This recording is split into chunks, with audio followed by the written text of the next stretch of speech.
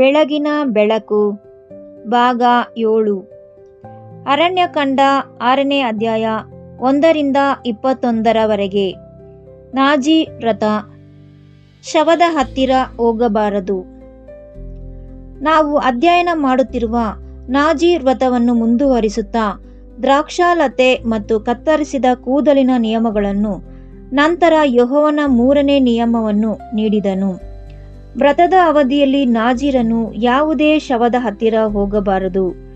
ಸತ್ತ ವ್ಯಕ್ತಿಯು ತನ್ನ ಸ್ವಂತ ತಂದೆ, ತಾಯಿ, ಸಹೋದರ ಅಥವಾ ಸಹೋದರಿಯೇ ಆಗಿದ್ದರೂ ಸಹ ನಾಜೀರನು ಶವವನ್ನು ಮುಟ್ಟಿ ಅಶುದ್ಧಗೊಳಿಸಬಾರದು. ಈ ನಿಯಮವು ಕಠಿಣವಾಗಿ ಕೇಳಿಸಬಹುದು, ಆದರೆ ಪ್ರತ್ಯೇಕವಾಗಿರುವುದು ಎಂದರೆ ನಿಜವಾಗಿಯೂ ಏನು ಎಂಬುದನ್ನು ಯೆಹೋವನು ತನ್ನ ಜನರಿಗೆ ಕಲಿಸುತ್ತಿದ್ದನು. ಯೆಹೋವನಿಗೆ ಮಾಡುವ ವ್ರತವು ಕೇವಲ ನಮಗೆ ಇಷ್ಟವಾದ ವಸ್ತುಗಳನ್ನು ತ್ಯಜಿಸುವುದು ಮಾತ್ರವಲ್ಲ, ಅಥವಾ ಕೇವಲ ಹೊರಗಿನವರು ನೋಡುವ ಗುರುತುಗಳ ಬಗ್ಗೆ ಮಾತ್ರವಲ್ಲ.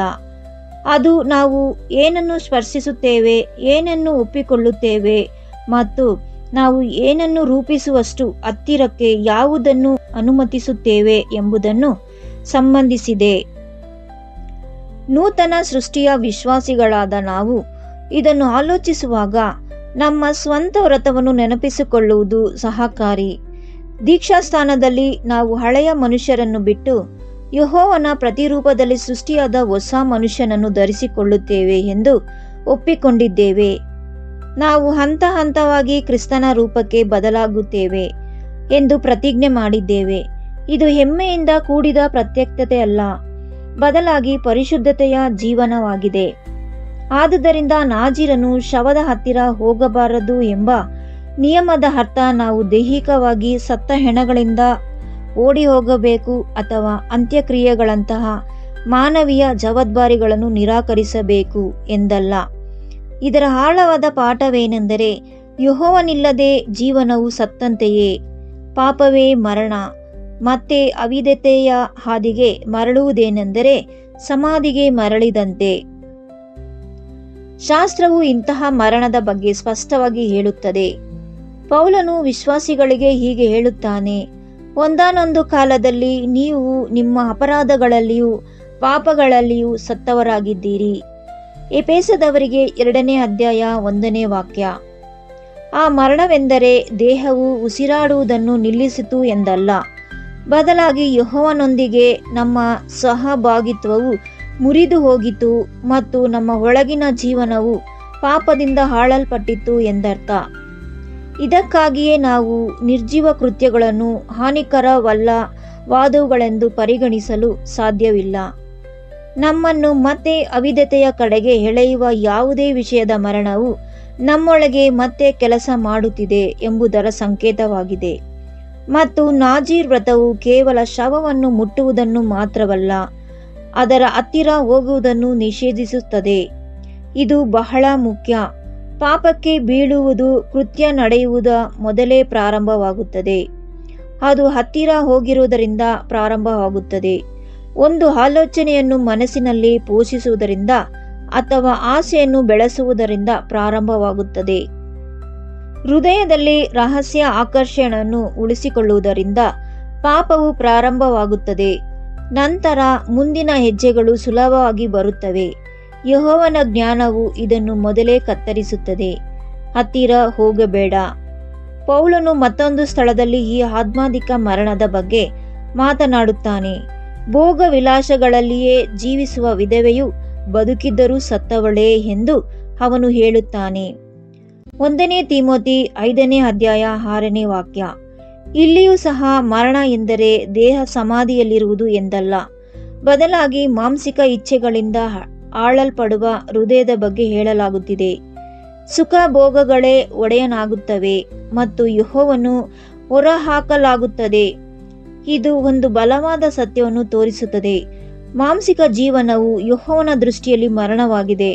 ಆದುದರಿಂದ ನಾವು ನಿರ್ಜೀವ ಕೃತ್ಯಗಳ ಬಗ್ಗೆ ಮಾತನಾಡುವಾಗ ಅದರಲ್ಲಿ ಮಾಂಸಿಕ ಗುಣಗಳಾದ ಗರ್ವ, ಕ್ರೋಧ, ಅಧರ್ಮದ ಕೋಪ, ಹೊಟ್ಟೆ ಕಿಚ್ಚು, ಕಲಹ, ಸೇಡು, ಅಸೂಯೆ, ದ್ವೇಷ ಮತ್ತು ಇವುಗಳನ್ನು ಪೋಷಿಸುವ ರಹಸ್ಯ ಆಸೆಗಳು ಸೇರಿವೆ.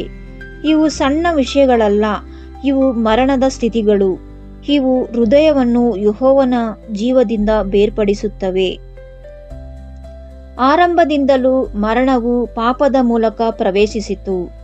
ಅವಿಧೇಯತೆಯು ಮರಣವನ್ನು ತರುತ್ತದೆ ಎಂದು ಯೆಹೋವನು ಆದಾಮನಿಗೆ ಹೇಳಿದನು. ಆದಿಕಾಂಡ 2ನೇ ಅಧ್ಯಾಯ 17ನೇ ವಾಕ್ಯ. ಪಾಪವು ಕೇವಲ ನಿಯಮಗಳನ್ನು ಮುರಿಯುವುದಿಲ್ಲ, ಅದು ಸಂಬಂಧವನ್ನು ಮುರಿಯುತ್ತದೆ. ಪಾಪವು ಬೇರ್ಪಡಿಸುತ್ತದೆ. ಅದರಿಂದಲೇ ಮರಣವನ್ನು ಬೇರ್ಪಡುವಿಕೆ ಎಂದು ಅರ್ಥ ಮಾಡಿಕೊಳ್ಳಬಹುದು. ಪಾಪವು ಮುಂದುವರಿದಾಗ ಅದು ಮನುಷ್ಯನನ್ನು ಒಂದು ಹೆಣದಂತೆ ಮಾಡುತ್ತದೆ, ಕತ್ತರಿಸಲ್ಪಟ್ಟವನಾಗಿ, ಮರೆಯಲ್ಪಟ್ಟವನಾಗಿ ಮತ್ತು ಶಕ್ತಿ ಇಲ್ಲದವನಾಗಿ. ಕೀರ್ತನೆ 88ನೇ ಅಧ್ಯಾಯ ಈ ನೋವಿನ ಭಾಷೆಯಲ್ಲಿ ಮಾತನಾಡುತ್ತದೆ. ನಾನು ಸಮಾಧಿಗೆ ಇಳಿಯುವುದರಲ್ಲಿ ಒಬ್ಬನೆಂದು ಎಣಿಸಲ್ಪಟ್ಟಿದ್ದೇನೆ, ಸಮಾಧಿಯಲ್ಲಿ ಬಿದ್ದುಕೊಂಡಿರುವ ಹತರಾದವನಂತಿದ್ದೇನೆ. ಅವರನ್ನು ನೀನು ಇನ್ನೂ ಸ್ಮರಿಸುವುದಿಲ್ಲ. ಕೀರ್ತನೆ 88ನೇ ಅಧ್ಯಾಯ 4-5. ಈ ಕೀರ್ತನೆಯು ದೇವರಿಂದ ಕತ್ತರಿಸಲ್ಪಟ್ಟಿರುವ ಭಯಾನಕತೆಯನ್ನು ತೋರಿಸುತ್ತದೆ. ನಿರಂತರವಾದ ಪಾಪವು ಮಾಡುವುದು ಇದನ್ನೇ. ಅದು ಮನುಷ್ಯನ ಮಂದಬುದ್ಧಿಯನ್ನಾಗಿ ಮಾಡುತ್ತದೆ, ಮನಸ್ಸಾಕ್ಷಿಯನ್ನು ಜಡಗೊಳಿಸುತ್ತದೆ ಮತ್ತು ಹೃದಯವನ್ನು ಯೆಹೋವನಿಂದ ದೂರವಾಗಿಸುತ್ತದೆ.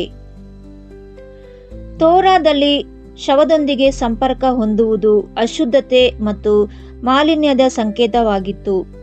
ಅರಣ್ಯಕಾಂಡ 19ರ ಅಧ್ಯಾಯ ಈ ಪ್ರಕಾರ ಶವವನ್ನು ಮುಟ್ಟುವುದು ಮನುಷ್ಯನನ್ನು ಅಶುದ್ಧಗೊಳಿಸುತ್ತಿತ್ತು ಮತ್ತು ಆ ಅಶುದ್ಧತೆಯನ್ನು ಶುದ್ಧೀಕರಿಸದಿದ್ದರೆ ಅದು ದೇವದರ್ಶನದ ಗುಡಾರದ ಸಂಬಂಧದ ಮೇಲೆ ಪರಿಣಾಮ ಬೀರುತ್ತಿತ್ತು. ಅರಣ್ಯಕಾಂಡ 19ನೇ ಅಧ್ಯಾಯ 11-13 ಪ್ರವಾದಿ ಹಗ್ಗಾಯನು ಇದೇ ತತ್ವವನ್ನು ಜನರಿಗೆ ಕಲಿಸಲು ಬಳಸುತ್ತಾನೆ. ಪವಿತ್ರ ಮಾಂಸವು ಇತರ ವಸ್ತುಗಳನ್ನು ಮುಟ್ಟಿದಾಗ ಪವಿತ್ರತೆ ಸುಲಭವಾಗಿ ಹರಡುತ್ತದೆಯೇ ಎಂದು ಅವನು ಯಾಜಕರನ್ನು ಕೇಳುತ್ತಾನೆ. ಅದಕ್ಕೆ ಯಾಜಕರು ಇಲ್ಲ ಎಂದು ಉತ್ತರಿಸುತ್ತಾರೆ. ನಂತರ ಶವವನ್ನು ಮುಟ್ಟಿ ಅಶುದ್ಧನಾದವನು ಆಹಾರವನ್ನು ಮುಟ್ಟಿದರೆ ಅಶುದ್ಧತೆಯೇ ಹರಡುತ್ತದೆ ಎಂದು ಹೇಳುತ್ತಾನೆ. ಅದಕ್ಕೆ ಅವರು ಹೌದು ಎನ್ನುತ್ತಾರೆ.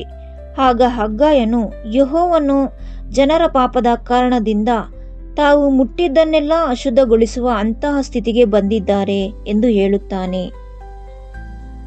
ಹಗ್ಗಾಯ 2ನೇ ಅಧ್ಯಾಯ 11-14 ವಾಕ್ಯ. ಯೆಹೋವನ ಪಾಠ ಸ್ಪಷ್ಟವಾಗಿದೆ. ಪವಿತ್ರತೆಯು ಆಕಸ್ಮಿಕವಾಗಿ ಹರಡುವುದಿಲ್ಲ, ಆದರೆ ಅಶುದ್ಧತೆಯು ಬಹಳ ಬೇಗನೆ ಹರಡುತ್ತದೆ. ಇದಕ್ಕಾಗಿ ನಾಜೀರನು ಶವದಿಂದ ದೂರವಿರಬೇಕೆಂದು ಆಜ್ಞಾಪಿಸಲಾಗಿತ್ತು. ಪ್ರತ್ಯೇಕಿಸಲ್ಪಟ್ಟ ಜೀವನವನ್ನು ಮಲಿನವಾಗದಂತೆ ಯೆಹೋವನು ರಕ್ಷಿಸುತ್ತಿದ್ದನು.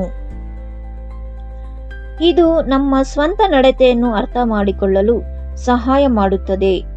ನಿರ್ಜೀವ ಕೃತ್ಯಗಳು ಹೃದಯವನ್ನು ಪ್ರವೇಶಿಸಿದಾಗ ಅವು ಕೇವಲ ರಹಸ್ಯವಾಗಿ ಉಳಿಯುವುದಿಲ್ಲ, ಒಳಗಿರುವುದನ್ನು ಶೀಘ್ರದಲ್ಲೇ ಹೊರಬರುತ್ತದೆ. ಮನುಷ್ಯನೊಳಗಿಂದ ಹೊರಬರುವುದೇ ಅವನನ್ನು ಅಶುದ್ಧಗೊಳಿಸುತ್ತದೆ, ಏಕೆಂದರೆ ಅದು ಹೃದಯದಿಂದ ಹರಿಯುತ್ತದೆ ಎಂದು ಮೆಸ್ಸಿಯನು ಕಲಿಸಿದನು. ಮತ್ತಾಯ 15ನೇ ಅಧ್ಯಾಯ 18-20 ವಾಕ್ಯ. ನಿರ್ಜೀವ ಕೃತ್ಯಗಳು ಒಳಗಡೆ ಬಿತ್ತಲ್ಪಟ್ಟ ಬೀಜಗಳಾದರೆ ತುಟಿಗಳ ಫಲಗಳು ಪವಿತ್ರವಾಗಿರುವುದಿಲ್ಲ, ಅವು ಕಹಿಯಾಗುತ್ತವೆ. ನಂತರ ಆ ಕಹಿಯು ಹರಡುತ್ತದೆ. ಚಾಡಿ ಮಾತುಗಳು ಅದನ್ನು ಹರಡುತ್ತವೆ, ಕೋಪದ ಮಾತುಗಳು ಅದನ್ನು ಹರಡುತ್ತವೆ. ದೂರುವುದು ಮತ್ತು ಗುಂಪುಗಾರಿಕೆ ಅದನ್ನು ಹರಡುತ್ತದೆ. ಶೀಘ್ರದಲ್ಲೇ ಇತರರು ಅದರಲ್ಲಿ ಸೇರಿಕೊಳ್ಳುತ್ತಾರೆ ಮತ್ತು ಅದೇ ನಿರ್ಜೀವ ಮನೋಭಾವದ ಸುತ್ತ ಒಂದು ಗುಂಪು ಸಿದ್ಧವಾಗುತ್ತದೆ. ಅದರಿಂದಲೇ ಪಾಪವು ಕೇವಲ ವ್ಯಕ್ತಿತ್ವವಲ್ಲ, ಅದು ಸಾಂಕ್ರಾಮಿಕ, ಅದು ಇತರರನ್ನು ಕತ್ತಲೆಗೆ ಎಳೆಯುತ್ತದೆ. ಹಗ್ಗಾಯನ ಚಿತ್ರಣವು ಇದಕ್ಕೆ ಹೊಂದಿಕೆಯಾಗುತ್ತದೆ. ಪವಿತ್ರ ವಸ್ತುಗಳು ಅಶುದ್ಧ ವಸ್ತುಗಳನ್ನು ಮುಟ್ಟಿದ ತಕ್ಷಣ ಅವುಗಳನ್ನು ಪವಿತ್ರಗೊಳಿಸುವುದಿಲ್ಲ, ಆದರೆ ಅಶುದ್ಧ ವಸ್ತುಗಳು ತಾವು ಮುಟ್ಟಿದ್ದನ್ನು ಮಲಿನಗೊಳಿಸುತ್ತವೆ. ಅದೇ ರೀತಿ ನಿರ್ಜೀವ ಕೃತ್ಯಗಳು ಹೊತ್ತಿರುವ ವಿಶ್ವಾಸಿಯು ತನ್ನ ಸುತ್ತಲಿರುವವರನ್ನು ಮಲಿನಗೊಳಿಸಬಹುದು, ಏಕೆಂದರೆ ಜನರು ಅದನ್ನು ಒಪ್ಪಿಕೊಂಡಾಗ ಪಾಪವು ಹರಡುತ್ತದೆ. ಇದಕ್ಕಾಗಿಯೇ ಇತರರು ಎಡವಲು ಕಾರಣರಾಗುವ ಬಗ್ಗೆ ಮೆಸ್ಸಿಯನು ಕಠಿಣ ಎಚ್ಚರಿಕೆ ನೀಡಿದನು. ಒಬ್ಬನು ಈ ಸಣ್ಣವರಲ್ಲಿ ಒಬ್ಬನು ಎಡವಲು ಕಾರಣವಾಗುವುದಕ್ಕಿಂತ ಅವನು ಕುತ್ತಿಗೆಗೆ ಬೀಸುವ ಕಲ್ಲನ್ನು ಕಟ್ಟಿ ಸಮುದ್ರದಲ್ಲಿ ಮುಳುಗಿಸುವುದು ಲೇಸು ಎಂದು ಆತನು ಹೇಳಿದ್ದನು. ಮತ್ತಾಯ 18ನೇ ಅಧ್ಯಾಯ 6ನೇ ವಾಕ್ಯ. ಈ ಮಾತುಗಳು ಬಹಳ ಗಂಭೀರವಾಗಿವೆ, ಏಕೆಂದರೆ ಅದರ ಹಾನಿಯು ಅಷ್ಟೊಂದು ದೊಡ್ಡದಾಗಿದೆ. ಒಬ್ಬನು ನಿರ್ಜೀವ ಕೃತ್ಯಗಳನ್ನು ಹರಡಿಸಿದಾಗ ಅದರ ಹಾನಿ ಒಬ್ಬ ವ್ಯಕ್ತಿಗೆ ಸೀಮಿತವಾಗದೆ ಒಂದು ವಿಷಯದ ತೊರೆಯಾಗಿ ಹರಿಯುತ್ತದೆ. ಈಗ ನಾಜೀರ್ ನಿಯಮವು ಇನ್ನೂ ತೀಕ್ಷ್ಣವಾಗುತ್ತದೆ. ಸತ್ತವನು ತಂದೆ, ತಾಯಿ ಅಥವಾ ಸಹೋದರ ಸಹೋದರಿಯೇ ಆಗಿದ್ದರೂ ನಾಜೀರನ್ನು ಮುಟ್ಟಬಾರದು. ತನಗಾಗಿ ಪ್ರತ್ಯೇಕಿಸಲ್ಪಟ್ಟ ಜೀವನವು ಅತ್ಯಂತ ನಿಕಟವಾದ ಸಂಬಂಧಗಳಿಂದಲೂ ಉನ್ನತವಾದದ್ದು ಎಂದು ಯೆಹೋವನು ಕಲಿಸುತ್ತಿದ್ದನು. ಇದು ಕುಟುಂಬವನ್ನು ದ್ವೇಷಿಸುವ ಕರೆಯಲ್ಲ, ಬದಲಾಗಿ ನಿಕಟ ಸಂಬಂಧಗಳ ಮೂಲಕ ಅಶುದ್ಧತೆ ಬಂದರೂ ಅದನ್ನು ನಿರಾಕರಿಸುವ ಕರೆಯಾಗಿದೆ. ಕೆಲವು ಬಾರಿ ನಿರ್ಜೀವ ಕೃತ್ಯಗಳು ನಮ್ಮ ಅತ್ಯಂತ ಆಪ್ತರ ಮೂಲಕವೇ ಬರುತ್ತವೆ. ಒಬ್ಬ ಸಂಬಂಧಿಯು ಕಹಿಯನ್ನು ಹರಡಬಹುದು, ಸಂಗಾತಿಯು ರಾಜಿ ಮಾಡಿಕೊಳ್ಳಲು ಪ್ರಬೋಧಿಸಬಹುದು, ಒಡ ಹುಟ್ಟಿದವರು ಹೊಟ್ಟೆ ಕಿಚ್ಚನ್ನು ತರಬಹುದು, ಪೋಷಕರು ಗರ್ವಕ್ಕೆ ತಳ್ಳಬಹುದು, ಸ್ನೇಹಿತನು ಸೇಡು ತೀರಿಸಿಕೊಳ್ಳಲು ಪ್ರಬೋಧಿಸಬಹುದು. ಸಂಬಂಧದ ನಿಕಟತೆಯು ಮರಣದ ಸ್ವಭಾವವನ್ನು ಬದಲಾಗಿಸುವುದಿಲ್ಲ ಎಂದು ನಾಜೀರ್ ನಿಯಮವನ್ನು ತೋರಿಸುತ್ತದೆ. ಅಶುದ್ಧತೆಯು ಯಾವಾಗಲೂ ಅಶುದ್ಧತೆಯೇ. ಪ್ರತ್ಯೇಕಿಸಲ್ಪಟ್ಟ ಜೀವನವನ್ನು ರಕ್ಷಿಸಬೇಕಾದರೆ ನಾವು ಪ್ರೀತಿಸುವುದಿಂದಲೇ ಒತ್ತಡ ಬಂದರೂ ಸಹ ಅಲ್ಲಿ ಪವಿತ್ರವಾದದ್ದು ಇಲ್ಲ ಎಂಬ ನಿಲುಕು ಇರಲೇಬೇಕು. ಮತ್ತು ನಾವು ಈ ಪ್ರತ್ಯೇಕತೆಯನ್ನು ಕಾಪಾಡಿಕೊಳ್ಳದಿದ್ದಾಗ ಅದರ ಫಲಿತಾಂಶ ನೋವಿನಿಂದ ಕೂಡಿರುತ್ತದೆ. ನಿಮ್ಮ ಪಾಪಗಳೇ ನಿಮ್ಮನ್ನು ದೇವರಿಂದ ಪ್ರತ್ಯೇಕಿಸಿವೆ. ನಿಮ್ಮ ಪಾಪಗಳ ದೆಸೆಯಿಂದಲೇ ಆತನು ತನ್ನ ಮುಖವನ್ನು ಮರೆಮಾಡಿಕೊಂಡಿದ್ದಾನೆ ಮತ್ತು ಆಲಿಸದಂತಿದ್ದಾನೆ ಎಂದು ಯೆಶಾಯನು ಹೇಳುತ್ತಾನೆ. ಯೆಶಾಯ 59ನೇ ಅಧ್ಯಾಯ 2ನೇ ವಾಕ್ಯ. ಪಾಪವು ಬೇರ್ಪಡಿಸುತ್ತದೆ. ನಿರ್ಜೀವ ಕೃತ್ಯಗಳು ಯೆಹೋವನ ಸಾಮೀಪ್ಯದ ಅರಿವನ್ನು ಕಸಿದುಕೊಳ್ಳುತ್ತದೆ. ಪ್ರಾರ್ಥನೆಯು ಒಣಗಿ ಹೋಗುತ್ತದೆ, ಹೃದಯವು ಭಾರವಾಗುತ್ತದೆ, ಮನಸ್ಸು ಗೊಂದಲಕ್ಕೀಡಾಗುತ್ತದೆ, ದೇಹವು ಇನ್ನೂ ಜೀವಂತವಾಗಿದ್ದರೂ ಒಳಗಡೆ ಮರಣದ ನೆರಳು ಆವರಿಸತೊಡಗುತ್ತದೆ. ಇಲ್ಲಿಯೇ ಪೌಲನ ಕೂಗು ಬಹಳ ನೈಜವಾಗಿ ಧ್ವನಿಸುತ್ತದೆ. ಒಬ್ಬ ವ್ಯಕ್ತಿಯು ನಿಜವಾಗಿಯೂ ಯೆಹೋವನಿಗೆ ವಿಧೇಯನಾಗಲು ಬಯಸಿದಾಗ, ಆದರೆ ಪಾಪದ ಶಕ್ತಿಯು ಇನ್ನು ಮಾಂಸಿಕ ಶರೀರವನ್ನು ಎಳೆಯಲು ಪ್ರಯತ್ನಿಸುವುದನ್ನು ಕಂಡಾಗ ಆ ಆಂತರಿಕ ಹೋರಾಟವು ದಣಿವಿನದಾಗಿರುತ್ತದೆ. ತಾನು ದ್ವೇಷಿಸುವುದನ್ನೇ ಮಾಡುವುದನ್ನು ಮತ್ತು ತಾನು ಪ್ರೀತಿಸುವುದನ್ನು ಮಾಡಲು ವಿಫಲನಾದವನು ಪೌಲನು ಪ್ರಾಮಾಣಿಕವಾಗಿ ವಿವರಿಸಿದ್ದಾನೆ. ರೋಮಾಪುರದವರಿಗೆ 7ನೇ ಅಧ್ಯಾಯ 15ನೇ ವಾಕ್ಯ. ಮತ್ತು ಪಾಪ ಹಾಗೂ ಮರಣದ ತೂಕವು ಮನಸ್ಸಿನ ಮೇಲೆ ಒತ್ತಡ ಏರುತ್ತಿರುವಾಗ ಆತ್ಮದಿಂದ ಒಂದು ಕೂಗು ಏಳುತ್ತದೆ, ಅಯ್ಯೋ, ನಾನು ಎಂತಹ ದುರ್ದೈವಿ! ಪಾಪ ಮತ್ತು ಮರಣದ ಆಳ್ವಿಕೆಗೆ ಒಳಪಟ್ಟಿರುವ ಆ ಜೀವದಿಂದ ನನ್ನನ್ನು ಬಿಡಿಸುವವರು ಯಾರು? ರೋಮಾಪುರದವರಿಗೆ 7ನೇ ಅಧ್ಯಾಯ 24ನೇ ವಾಕ್ಯ. ನಾವು ನಾಳೆ ಬೆಳಗಿನ ಬೆಳಕಿನಲ್ಲಿ ಮುಂದುವರಿಸೋಣ. ಪ್ರಾರ್ಥನೆ. ಯೆಹೋವನೇ, ಹೃದಯವನ್ನು ನಮ್ಮಿಂದ ಬೇರ್ಪಡಿಸುವ ನಿರ್ಜೀವ ಕೃತ್ಯಗಳಿಂದ ನಮ್ಮನ್ನು ದೂರವಿಡು. ಕೇವಲ ಪಾಪದ ಕೃತ್ಯದಿಂದ ಮಾತ್ರವಲ್ಲದೆ ಆ ಹಾದಿಗೆ ಕರೆದೊಯ್ಯುವ ಮಾರ್ಗದಿಂದಲೂ ದೂರವಿರಲು ನಮಗೆ ಕಲಿಸು. ಕಹಿಯು ನಮ್ಮ ಮೂಲಕ ಇತರರಿಗೆ ಹರಡದಂತೆ ನಮ್ಮ ತುಟಿಗಳನ್ನು ಕಾಯು. ನಿಕಟ ಸಂಬಂಧಗಳ ಮೂಲಕ ಒತ್ತಡ ಬಂದರೂ ಇಲ್ಲ ಎಂದು ಹೇಳುವ ಧೈರ್ಯವನ್ನು ನಮಗೆ ನೀಡು.